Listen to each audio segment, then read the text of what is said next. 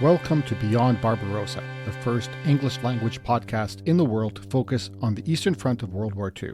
In this episode, we're going to learn about one of the most important intelligence assets in the Second World War for the West. Elzbieta Zawacka, Agent Zo, from historian Clare Mulley, author of Agent Zo, the untold story of a fearless World War II resistance fighter.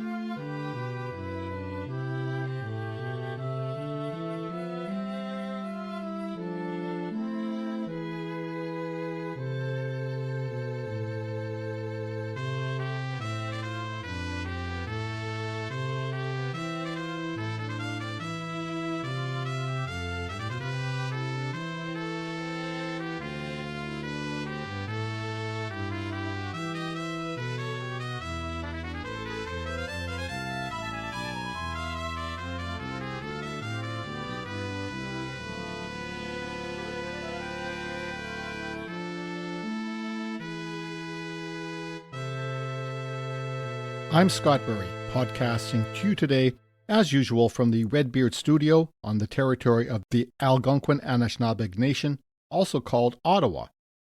Welcome to episode 62. This is a special episode. We're joined virtually by Clare Mulley, author of Agent Zo, the untold story of a fearless World War II resistance fighter, as well as of 3 other books. I will let Clare herself describe her books, and there are links to the books and to Clare's own website on the webpage for this episode. So, without further ado, Clare, welcome to the Redbeard Studio. Oh, it's wonderful to be here. Thank you very much for having me on. Well, it's a pleasure to have you. Now, we're going to get into this. The book that is going to come out, it's already out in the UK. It's coming out this week on 4th December in North America. Agent Zo. Tell the listeners a little bit about yourself and your books. Thank you very much. I am a historian focusing on women's experience in the Second World War. I've got 4 books out. One of them is actually women's experience in the First World War, my first book. But the other 3, and one in the pipeline, are all looking at women on all sides of the war, actually. So I've written one about the first woman to serve Britain as a special agent during the Second World War, extraordinary woman, Christina Skarbek, or Christine Granville, meant to be Churchill's favourite spy. That's the spy who loved. And then I went to the other side of the war and I looked at the story of the only 2 women to serve as test pilots in the war, which was extraordinary because one of them was a fanatical Nazi, really looked the part, stereotypically blonde, blue-eyed, incredibly good pilot, very courageous. Ended up, I think she was the first woman in Germany to fly a helicopter, but ended up flying prototype cruise missiles. She was extraordinary. And the other one was actually a brilliant aeronautical engineer as well, and she helped develop the Stuka dive bomber.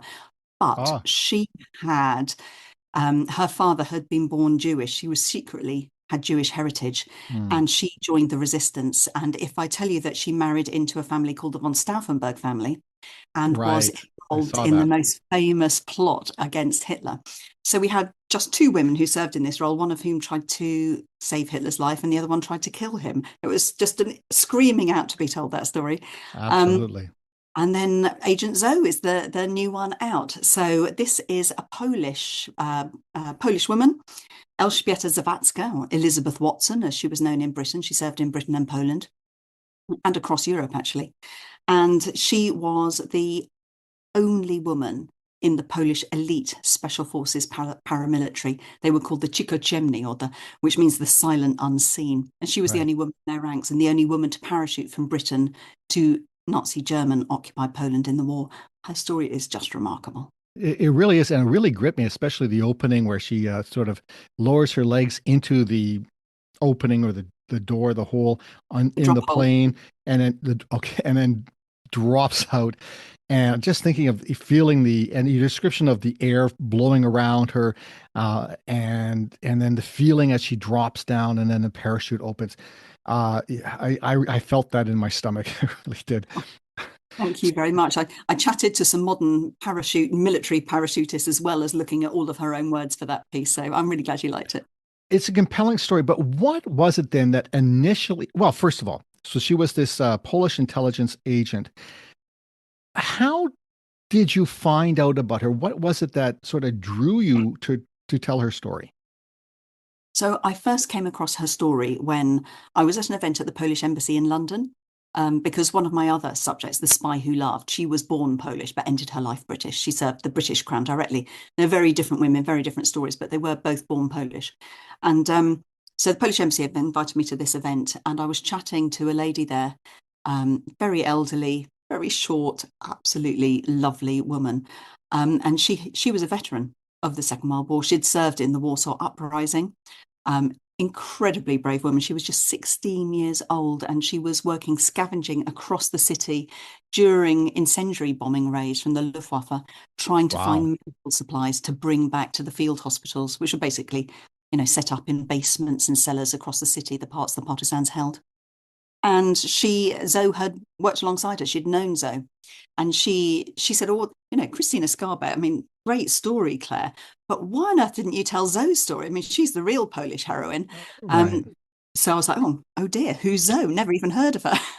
She said, Right. "Oh, to meet Marzena Shebel." She introduced me to this other veteran who was there. I got to know these women really well over a long time, actually, over a decade.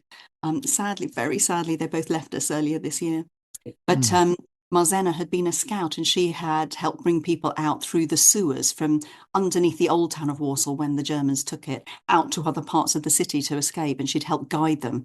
And of course, the Germans, if they heard any noise, would pull up the manhole and chuck down a grenade or chuck down petrol and just set it all alight. Right.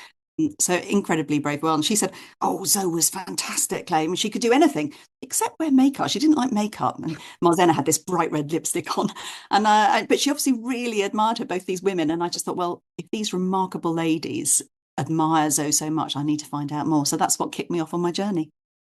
Wow. That is really, really remarkable to actually meet veterans that way, and get their story. Now, um, when I was initially researching my book about the war, I found it took time to sort of pull the story out of people. Did you encounter that? Were these women reluctant to tell their story, or were they, really into it? Um, I mean, I interviewed quite a few veterans. I found it a real privilege, actually, a real honour to research the story, as well as a real adventure a lot of the time as well. And every person is different. I mean, there is this sense that a lot of these people, especially anyone who had taken, sworn the oath of secrecy, have been reluctant to talk about their memories. But I think also now there is a great sense of responsibility, and that it is actually a duty to tell some of these stories and to draw light to the history. And particularly in the case with Poland, because of course, after the war, as this book shows, um, while we were celebrating freedom in the West, Poland was left with a Soviet imposed communist puppet government, a regime imposed upon them that actually, well, did many things. It arrested a lot of the resistance leaders in Poland who had served so Hmm. courageously during the war, and put them on trial or show trial. Many of them didn't survive, and lots were executed. I mean, thousands. And it also rewrote the narrative of the war.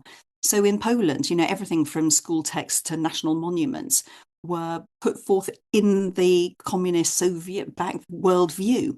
And of course, for the Soviets, they don't talk about the Second World War. They talk about the Great Patriotic War that starts in Right. 1941. Because as you'll know with your book, Barbarossa, it's in 41 that the Soviet Union changed sides because Hitler betrayed his erstwhile ally Stalin and invaded Soviet-held territory. And before that, the Soviets had been actually working alongside the Nazis, Nazi Germany, Right. in partnership under secret protocols. So they didn't want that story told. So they very much changed the narrative of the war. And it was only in 1991, really, that Poland got its democratic freedom. And so there is this big sense of we have to unearth the history that had been covered for so long. Unrevising the revisions done. Between 1945 and 1991, the Soviets didn't really acknowledge the fact that they had invaded Poland 2 weeks after Germany did in 1939, did they? That's right, on the 17th of September. That's right. And actually, Zoe's story is wonderful because it tells all of that. She actually has claimed to be one of the very first women who served in the Second World War because she was shaken awake by the force of a series of explosions on the 1st of September 1939. And at first wondered if it was the Poles doing, she was staying near an airbase, if they were doing Right. exercises, but soon discovered it's what we now call the Blitzkrieg. This was the Nazi forces, the Luftwaffe and the land forces coming in, invading Polish airspace and land. But her orders, she was already in uniform. She was part of the Polish Women's Military Auxiliary, which was a civilian body, sort of seconded in to support the Polish armed forces. So she immediately got her uniform on, but she was deployed to eastern Poland. And just on the 17th of September, she was there as Soviet forces crossed the border and started pushing, because she's in the east, pushing towards, she was in a city called Lvov, which was then in eastern Poland. But of Right. course, today is in Ukraine. It's a city called Lviv. And it again has very recently experienced Soviet aggression, the Soviets coming in. So, I mean, the resonance of this history is extraordinary. So Zoe's story starts with her fighting on two fronts, actually, supplying anti-aircraft batteries and making petrol bombs with a group of women and so on, because these are some of the most effective homemade weapons to throw against invading tanks on either side. Right. And then she serves in the resistance, and it's her work in the resistance that makes her legendary. But at the end of the war, of course, she's still fighting for Polish freedom. In fact, she never stops fighting. Yeah, that's really remarkable.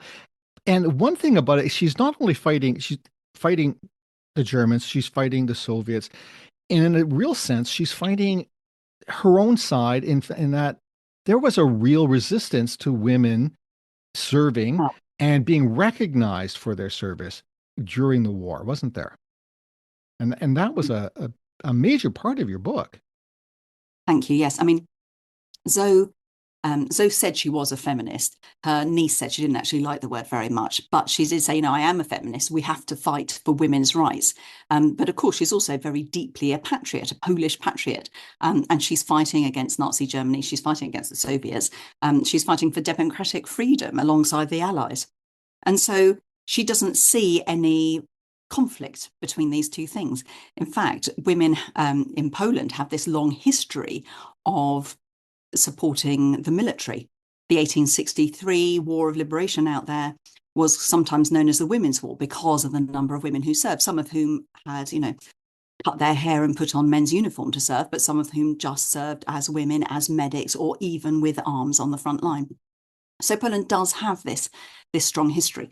But even so, it wasn't recognised that women could be actual legal soldiers. And one of those missions in the middle of the war was to secure the legal military status of women in the Polish Home Army. So Poland had two armies, well, it had many actually, but at the start of war, when they are facing invasion on two fronts, they realised that they couldn't continue to fight on effectively inside Poland. So they got out the majority of their armed forces, 35,000 troops, south through Romania into France, fought in the Battle of France, got to Britain after the fall of France, kept serving. They had other armies as well. But the Home Army is called that. That's their resistance army, and it's one of the biggest resistance forces in occupied Europe. And I think, I can't remember how many women served, but we're talking thousands of women served in the Polish Home Army. And they didn't have military status. And the commander-in-chief of the Home Army in 1942 tasked Zoe with getting them legal status, and not because he was an equal rights employer or a progressive feminist or anything, but because he knew that without legal status, women weren't entitled to go to military briefings. It made the whole thing much less efficient. Often the women were more experienced than the men they were serving alongside, incredibly courageous, trained men, but who had perhaps escaped from a prison of war camp 2 weeks earlier, or a Right. downed pilot who had got away. But the women might have 3 years' experience under their belt already by this point. So they couldn't, because they didn't have rank, they couldn't discipline anyone. And of course, they didn't have any protections under the Geneva Convention, which was for soldiers. And when that was Oh, written, it was never considered that women could be soldiers. So when the Germans captured the women, they either just shot them immediately, or they, brutally interrogated them and shot them, or sent them to be labored to death in the camps. Right. Whereas the men would be sent to prisoner of war camps. They had those protections. And Hmm. so it was really important. And this is something that she gets. She's sent to London. She has this extraordinary journey in early 1943, over 1,000 miles of enemy occupied territory from Warsaw to London, which involves. It's so dramatic. I mean, I loved writing this chapter Yeah, because that was a real adventure tale, wasn't it? Like crossing it's the Pyrenees and and so much almost action. freezing and Yeah, being shot smugglers at and in the mountain passes, and she's thrown out of a hotel window. She has to hide in the water tender of a train. She has a terrible time with trains in the war. Lots of Hmm. adventures on trains. And yeah, I mean, she meets a nice, handsome young man in some snow at one point. So it's an incredible journey. Anyhow, eventually she gets to Britain on May Day, 1943, and she has some microfilm, very important Hmm. microfilm, one hidden in the shaft of a key, one in a cigarette lighter, and she has two missions to undertake, one of which is to secure the legal military status of women. But while she's come over, the commander-in-chief who sent her on this mission has actually been arrested by the Germans, and he Hmm. will actually be shot in a concentration camp. And the people in London, both the Brits and the Poles, who are now in exile there, their government in exile, and their military headquarters are in London, they just can't believe that a woman should have military status. They have no concept of Hmm. the situation in occupied territory. They kind of imagine they have a women's military auxiliary in London, which are basically secretarial corps, drivers, and so on, doing very important functions. I'm not trying to belittle it in any way, but not fighting with gun in hand. But of Right. course, in Poland, there is no distinction between the home front and the front line. Right. Everyone's home is the front line in Right. occupied Yeah. territory. And so all these women are serving alongside the men in the same roles. Anyhow, she just presses on and drafts this legal decree herself, and people call her. All of the files in London are hilarious because they describe her as a militant female dictator and a captain in a skirt, and they can't really get their heads around it. But Well, eventually, yeah, she this does seem legal very document is signed, and it saves thousands of women's lives. So it's amazing.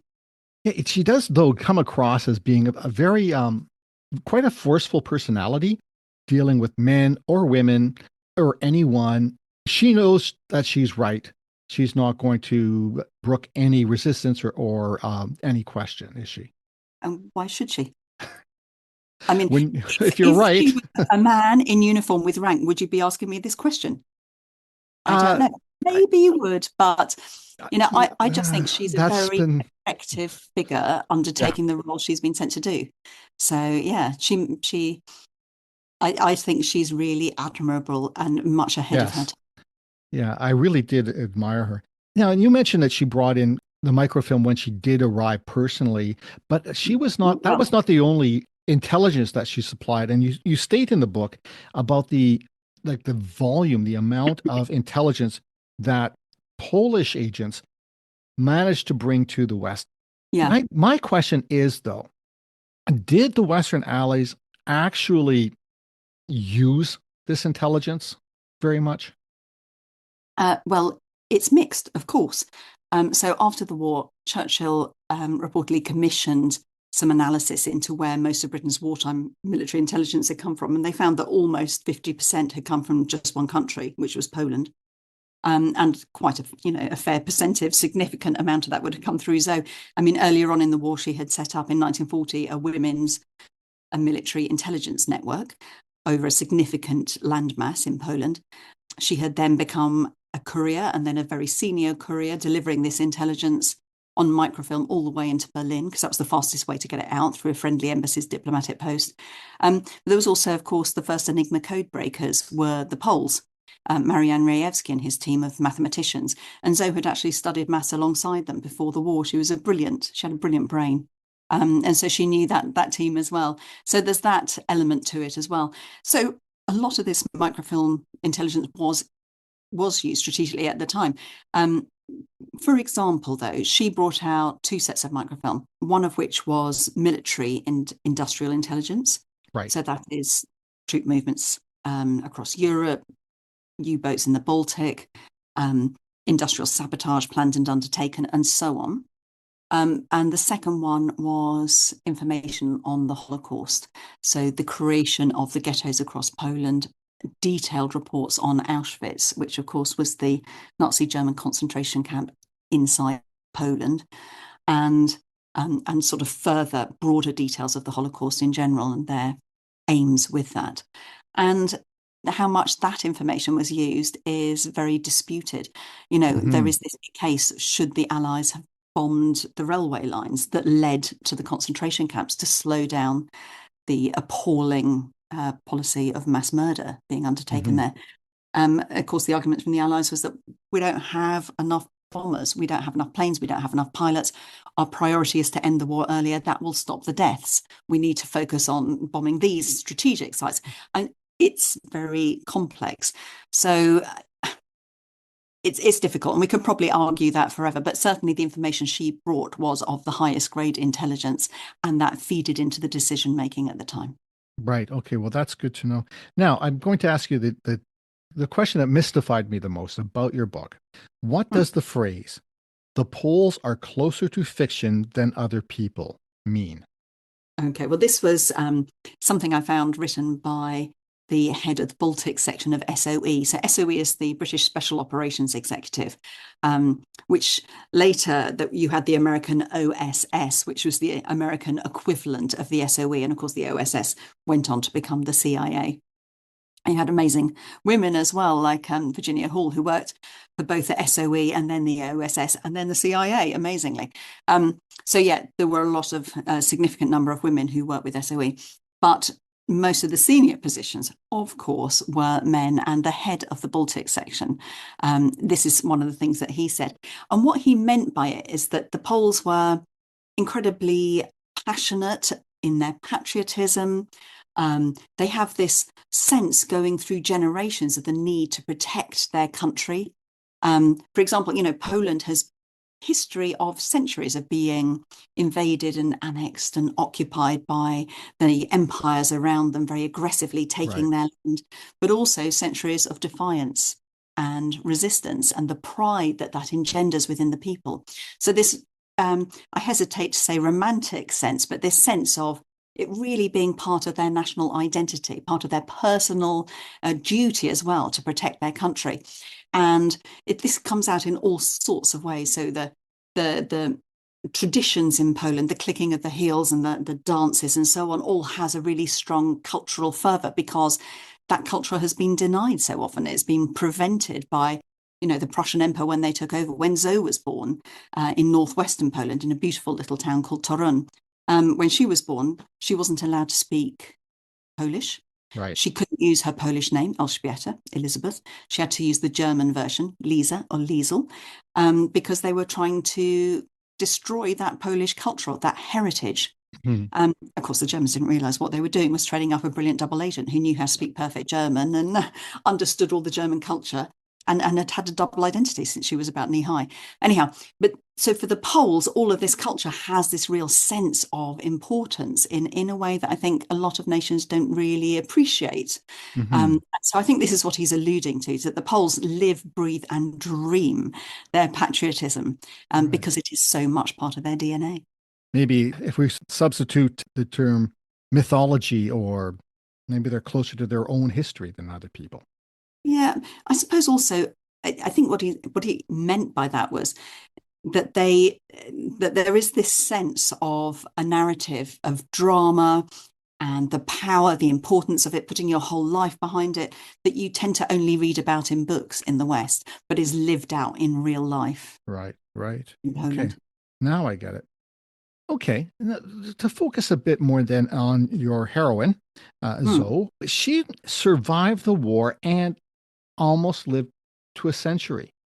Yeah, Correct? just 2 weeks shy of her century. Isn't that wonderful? And That's she never stopped amazing. fighting. And I was slightly concerned when I found out how old she was when she died as a biographer, which sounds a bit cruel, I suppose. But I thought, oh gosh, is she going to be 40 years of just, doing her garden or her allotment and getting a bus?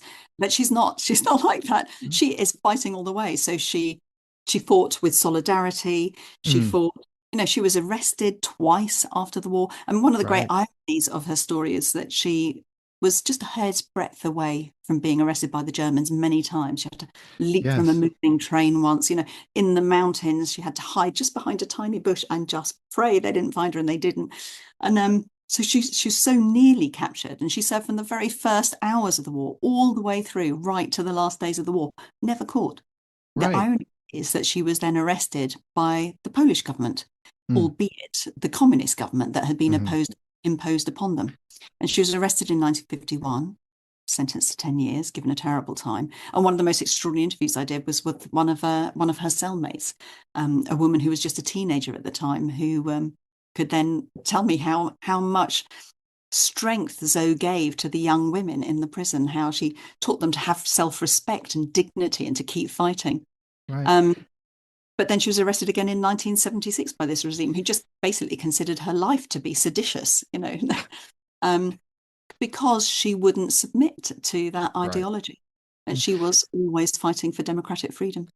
So, I mean, if I were watching this, not knowing what I know, not having read your book, but if this were a movie about this person who, like Indiana Jones, escapes all these narrow misses, what was it about her? Do you think that led to this, enabled her to survive like this, and yeah, to survive the danger that she faced during the war, but then also survive, 2 terms in a Soviet-run, Soviet-style prison? Well, I mean, partly it's her upbringing. We were talking about this sense of herself having a role to play in the freedom of her country. She was incredibly proud Polish patriot, rightly so. Partly it's the practical things of having grown up in part of Poland. She was legally born German because that part of historic Polish territory had been annexed into a previous German empire when she was little. And it's only when she was a preteen at the end of the First World War that Poland regained its freedom and was restored to the map of Europe. And one of her really formative memories was seeing tears rolling down her father's cheeks. And he was a big man, a veteran himself, because he had heard the Polish national anthem being played openly on the streets of their nation for the first time. So this very much informed her character. So she was very passionate, very driven and determined. Also, she's an incredibly smart woman. And she always stated she wasn't serving on her own in a vacuum, that she was working as part of a team. And one of the things I've tried to do with the book is talk about these incredible stories of the women and the men she was serving alongside. Women like Emilia Malesa, this incredibly romantic figure who married a partisan leader and had her honeymoon on an elk skin in the mountain snow, and men like Rum. That was his code name. That was his favorite Right. drink. Kazimierz Bilski, incredibly handsome, movie, good looks soldier, very courageous, served in the September 39 campaign, served again in the French campaign, joined the elite special forces Chicocemni, and served alongside Zoe in the Warsaw Uprising. So it's about the group of them. And I think it's often with soldiery, isn't it, that you have this Hmm. sense of community and that you don't want to let each other down as well. And that loyalty is very important. So it's all of these things that come together. But having said that, I mean, she would say she was just one of many, but I would say she is one of many. And there are a lot of remarkable stories there. But hers really is one of the most remarkable of all. Yes, it really is, because there were a lot of other women who did not survive. A lot of them, the Yes. men too, who did not survive, who Yeah. did not narrowly escape time after time after time, and who really suffered and died in those prisons, in the gulags, Yeah. and so on. So, um, Including some of her family, sadly. So, yes, it's just really astounding that to survive to 99 years, 2 weeks short of 100. So that's my plug, listeners. If you want a thrilling and historical read, pick up Agent Zoe, which will be, if everything goes in this podcast according to my plan, that would be the first time. Then it'll be out tomorrow. But fantastic. it's available for pre-order right now. That's Um, right. let's take a short break so I can get some more coffee. And then I just have a few more questions for you, and then you can get back to writing your next book.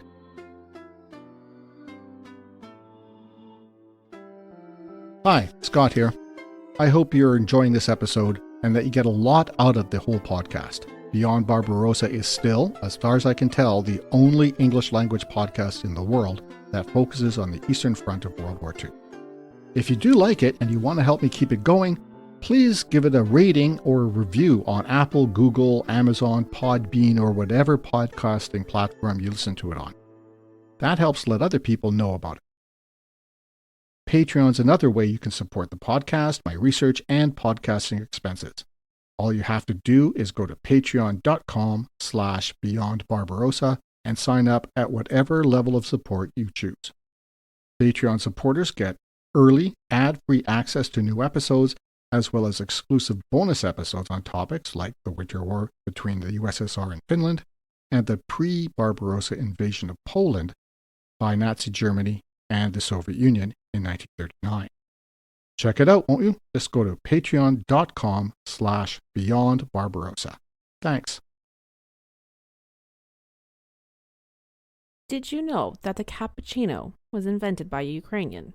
Or that many first names, like Philip and Agatha, were brought to Western Europe by Ukrainian princesses?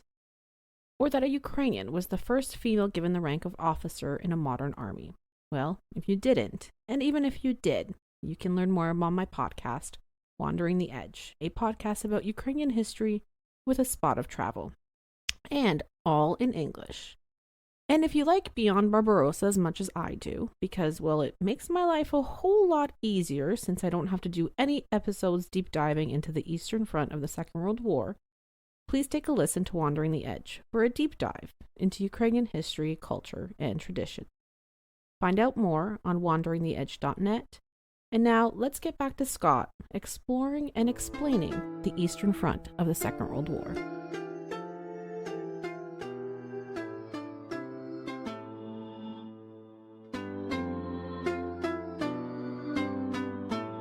Welcome to part 2 of episode 62 of Beyond Barbarossa. Still the only English language podcast that focuses on the Eastern Front of World War II. And please also welcome back our guest today, Clare Mulley, author of Agent Zoe, the untold story of a fearless World War II resistance fighter.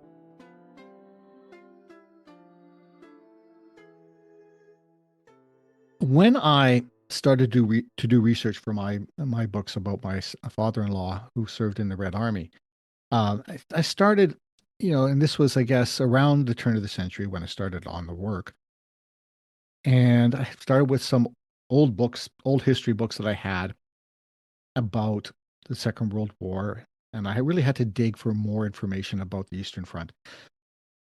And then I started to notice that there was a lot of stuff in the older books that has been refuted and debunked. So it turns out that after 1991, a lot more information came to light that had been suppressed, frankly, before then. So as a historian, how does that new information, how do you deal with that, the conflicts and the revelations between pre-1990 and post fall of the Soviet Union? Oh, I find all that really fascinating, don't you? I mean, that's history in itself. I always think that history isn't the past, it's our understanding of the past. And so it is always being changed. And so when you, in any history book, Soviet, Russian today, French, German, whatever, any history book is, or any book is written in a context. Every book is written in a specific set of circumstances. And I think what's really important is not just to say, well, this was written then and we didn't have that knowledge, or we were pushing this agenda at that time, or whoever wrote the book was pushing that agenda, means it's not valid.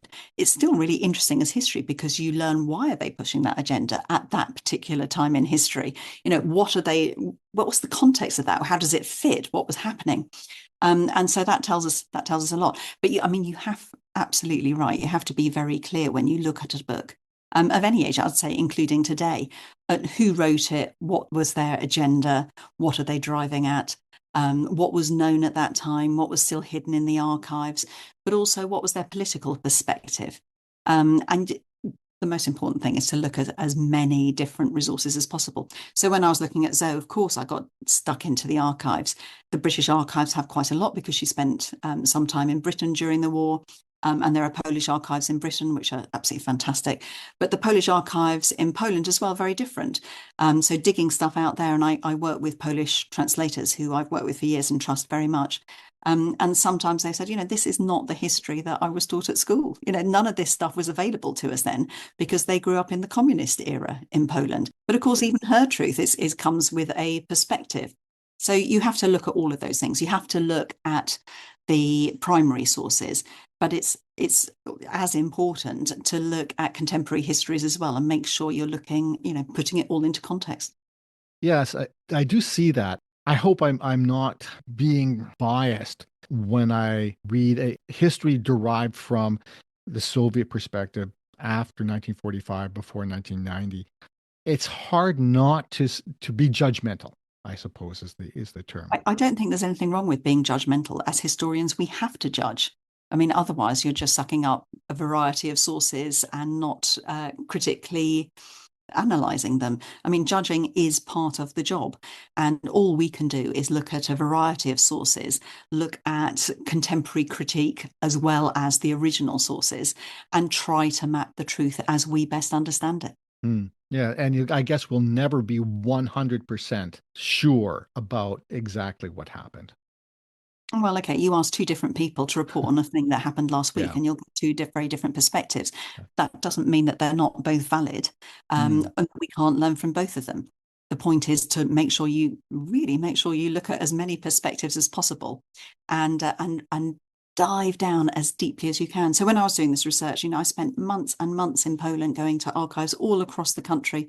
And it's extraordinary what you can find if you go through the old papers in a university archive that nobody has really, taken a sieve and strained that deeply before.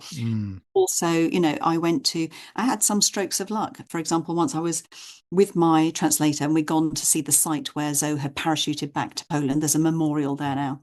And then we were off to Warsaw to go to some of the archives. And we passed a convent that had been a convent since it was a palace in the 1890s. And a nun walked past and she said, "I'm sorry, this is a private building. Would you move on?" And my translator said, "Oh, I'm so sorry. This is a historian, Clare Mulley. She's just trying to get a bit of an idea of what it was like in the war." And the nun said, "Oh, Clare Mulley, we know her." And I just thought, I've never been to this nunnery, never been to this convent before. Pretty sure I've never met this nun. What's she talking about? But it turned out that Christina Skarbek, who I'd written about in my previous book, The Spy Who Loved, had gone to school at that convent as a little girl. And the nuns had bought that book, which is translated into Polish, and they loved it. And so they said, "Oh, come in then." And they introduced me to their eldest resident, Sister Janina, who's now their archivist. And she had known the nuns who had given shelter to Zoe, and no one had gone and interviewed them before. So they had all of this original material. Wow. So, I mean, a lot of the times the hairs went up on my arms, when I had this one, as I said, I interviewed her cellmate. I managed to interview her niece and various women who worked with her when she was elderly.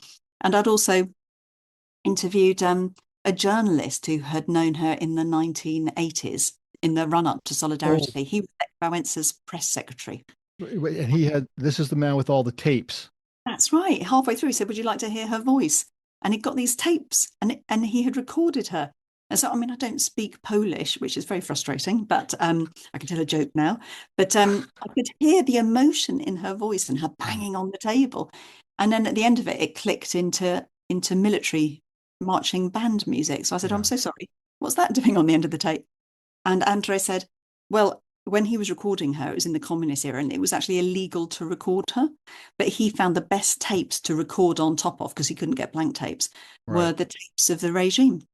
And he just put a bit of sellotape over the tab, and recorded on. The way I used to record off the radio when I was a kid. Cheeky, yeah. But he had literally recorded the testimony of this freedom fighter over the propaganda of the regime. It just couldn't be more perfect. And eventually I interviewed President Lech Wałęsa, the first democratic president of Poland, who had given Zoe the highest honours eventually. So, it was amazing. That really is amazing.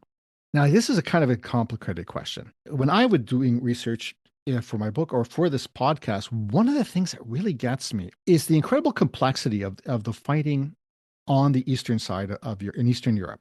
And it wasn't just, us versus the Nazis. And for Poland, I think it really epitomizes this. It's also versus the Soviets, and there's partisans, there's communist partisans, there's nationalist partisans, there's Ukrainian partisans, and then there's the attitude of the leaders in the US and the UK who don't seem to grasp all of this.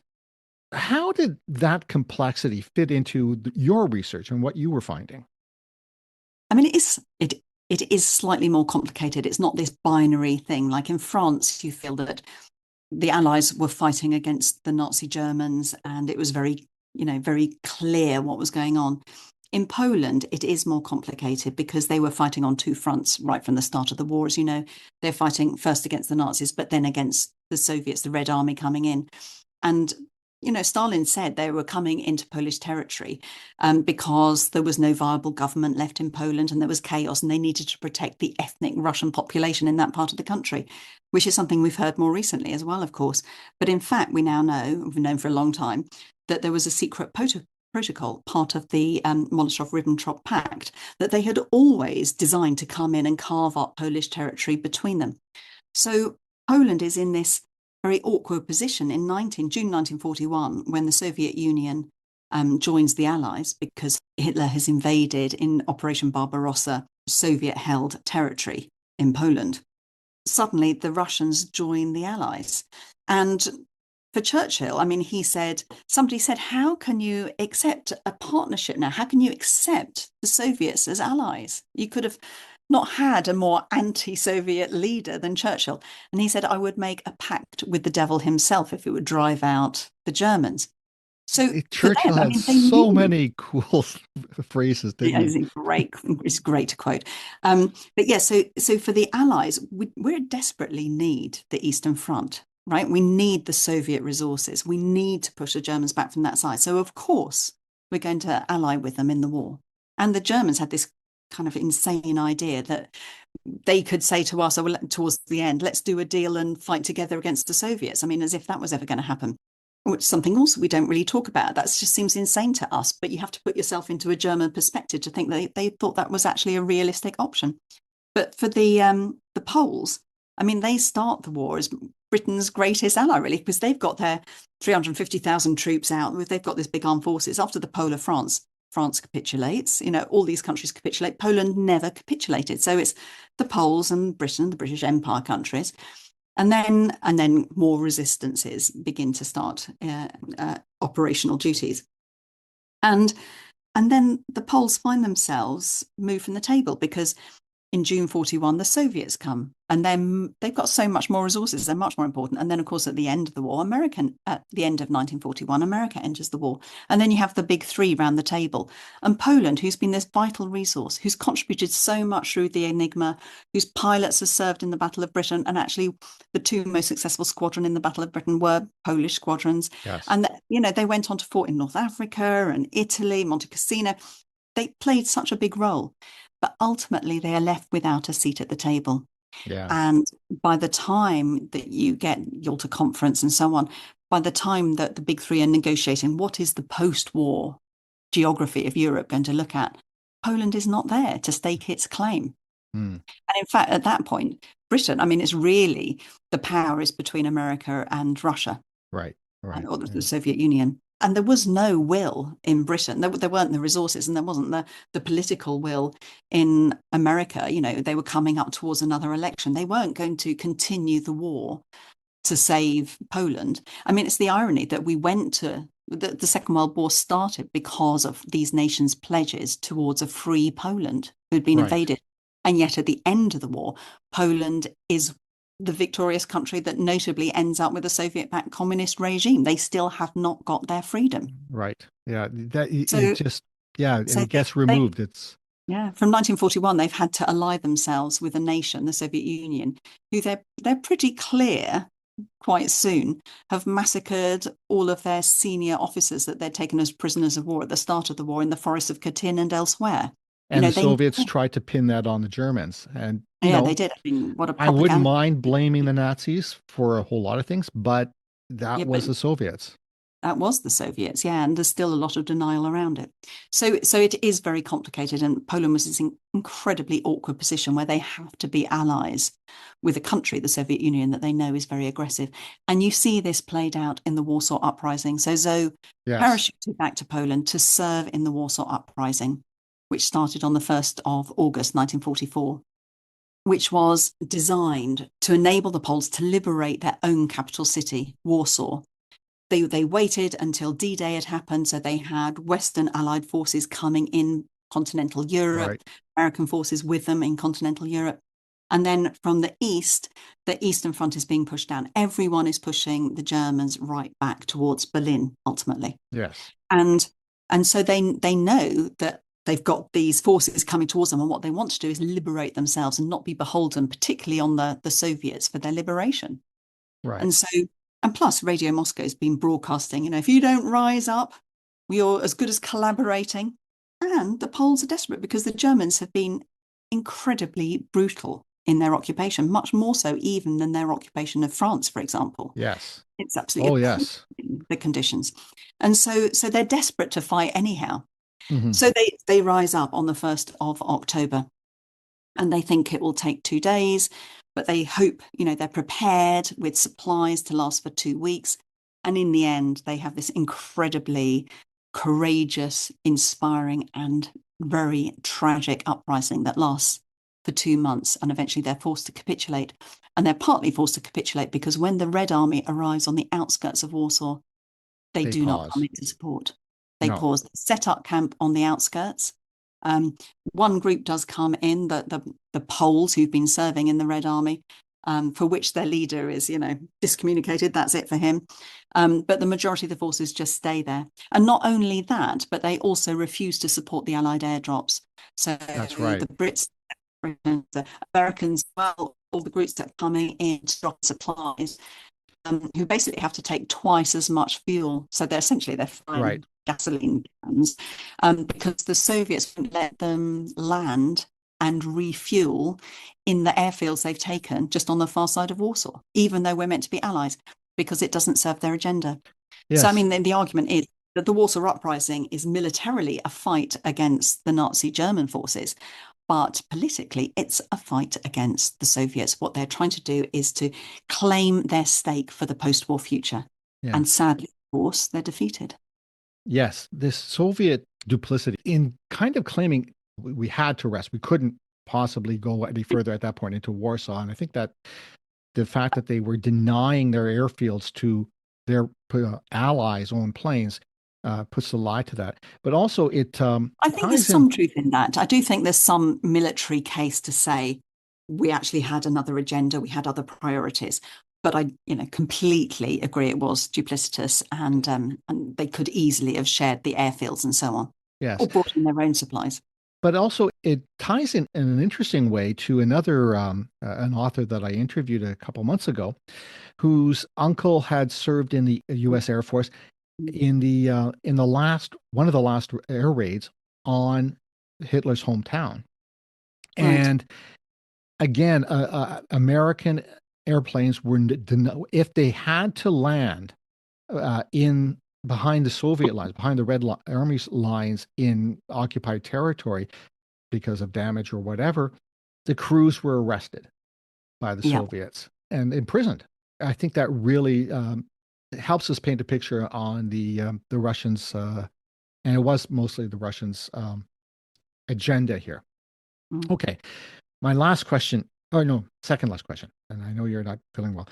What do you think is the biggest misconception that we in the West have about the Eastern side of the Second World War? I suppose the main thing is that we just don't consider it enough. I think when we think about resistance in the Second World War, we still tend to think about Paris. Mm-hmm. And partly that's because it's got the Eiffel Tower and we all know what Paris looks like, and it's got this romantic history and we associate with it. And the story in Warsaw has been rewritten by the Soviets. I'm sorry, Claire. Okay. The story in Warsaw has been rewritten by the Soviets. And there was a glitch there. I'm not going to keep you. I realize how you're.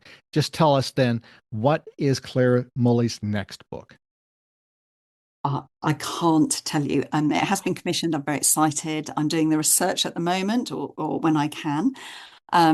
It's a very different story, but it does still centre around a woman whose story has been forgotten, which is what I try to focus on: stories of women who have either been left out of the history or whose stories have not been particularly well told. And it's at the heart of things. And I'm incredibly excited about it, but it is a very different bit of history. I want to thank you very much for joining me today and your time. No, it's been a real pleasure talking to you. It's really good having a bit more focus on the East in this interview. So thank you very much for that. And it's been really fun talking about Zoe. She is so inspiring. I love talking about her. So thanks very much. Okay. I think you'll agree that Clare made a wonderful interview for Beyond Barbarossa. And I can understand that. She's a regular contributor to TV and radio. She gave a TEDx talk at Stormont and lectures in London and Paris on wartime female special agents. She also reviews nonfiction for The Telegraph, Spectator, and History Today. You can find out more about her on her own website, claremully.com, and you'll find her on Amazon as well. As I promised, I put all the links you'll need on the webpage for this episode, beyondbarbarossa.ca or beyondbarbarossa.podbean.com. Do you have any questions, comments, or thoughts to share with me or Clare? We'd love to hear from you. Just send an email to scott@beyondbarbarossa.ca or leave a comment on the Facebook page for Beyond Barbarossa. Now, I want to thank you for listening to this podcast. It's still the only one in English that focuses on the Eastern Front of the Second World War. And a special thanks to all who support the podcast through Patreon. Remember, Patreon supporters get early, ad-free access to all episodes, plus special bonus episodes on topics like the Winter War between the USSR and Finland, the invasion of Poland, and prominent Soviet generals. Before you go, please follow or subscribe to Beyond Barbarossa on your preferred podcasting app. And I'd really appreciate a rating on Apple Podcasts, Google Podcasts, Spotify, Stitcher, Podbean, or wherever you listen. That really helps spread the word to others interested in history. Original music was composed and recorded by Nicholas Burry. I'm Scott Burry. Until next time, keep your paddles in the water. Slava Ukraina.